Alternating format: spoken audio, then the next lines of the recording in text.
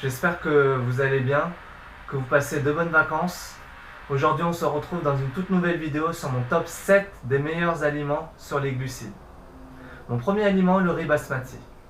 Ce riz contient énormément de vitamines, de minéraux, de fibres et des protéines. Les fibres qu'elles contiennent vont permettre d'être mieux rassasié et donc de maintenir son poids stable. L'indice glycémique que l'on appelle IG est égal à 50. Je vais vous faire un rappel très rapide sur l'IG. L'IG, ça permet de mesurer l'influence d'un aliment par rapport au taux de sucre dans le sang. Plus l'IG est élevé, plus on aura tendance à faire des pics de glycémie.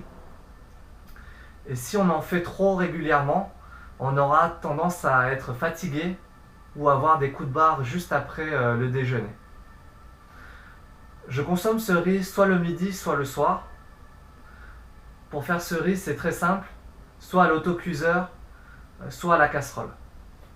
Mon second aliment, la patate douce. Elle contient énormément de fibres, d'antioxydants, de vitamines des groupes A, B et C, du magnésium, du fer et du potassium. L'indice glycémique est égal à 50. Si on compare à la patate qui est de 80, l'indice glycémique de la patate douce est beaucoup moins élevé. On peut utiliser la patate douce dans une perte de poids. Concernant les diabétiques, la patate douce permet de réguler la glycémie et donc de diminuer le risque de développer une résistance à l'insuline. Pour le consommer, ce que je fais, c'est de découper en deux la patate douce et ensuite de le mettre au four entre 30 et 35 minutes. C'est simple et efficace. Mon troisième aliment, les fruits, que ce soit la pêche, les fraises, les mangues, les bananes, la pomme, etc.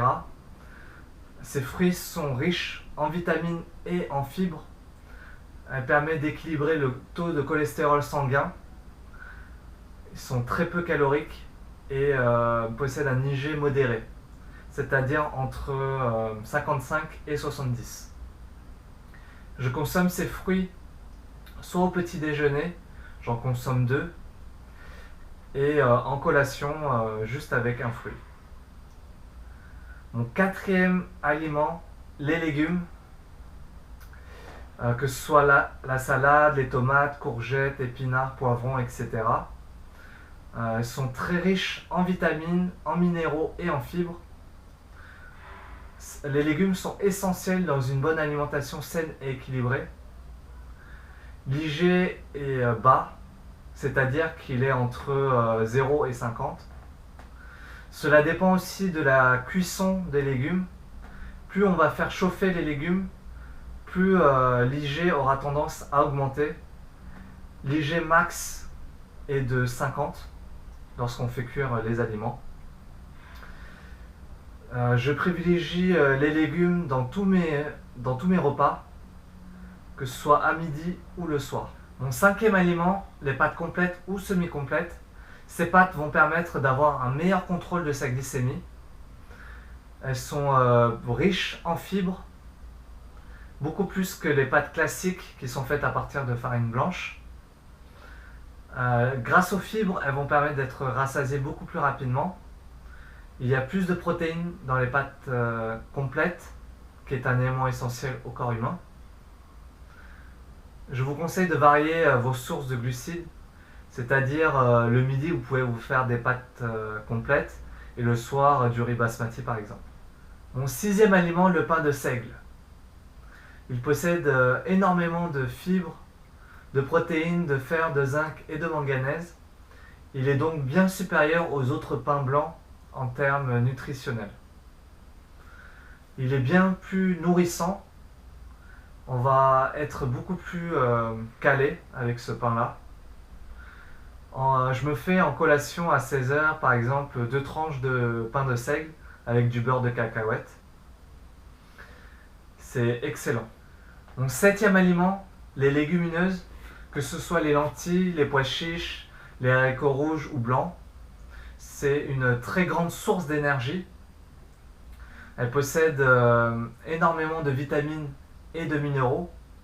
Par exemple, on a le sélénium, qui est un antioxydant qui lutte contre le vieillissement de la peau.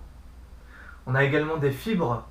À jeun, ça permettrait de diminuer le taux de cholestérol et également de faire diminuer les ballonnements. On retrouve tous ces produits en supermarché, dans les épiceries ou en boutique bio. Tous les aliments que je vous ai cités dans cette vidéo, ils ont tous un point commun. Ils ont beaucoup de fibres, des minéraux, des protéines, un IG bas ou modéré et des vitamines. Maintenant, vous savez comment choisir les meilleures sources de glucides. Ce n'est plus un secret pour vous. Si vous avez kiffé cette vidéo, n'oubliez pas de liker, de commenter et de vous abonner sur mes différents réseaux sociaux, Facebook, Instagram, YouTube. Je vous laisse là, à la prochaine.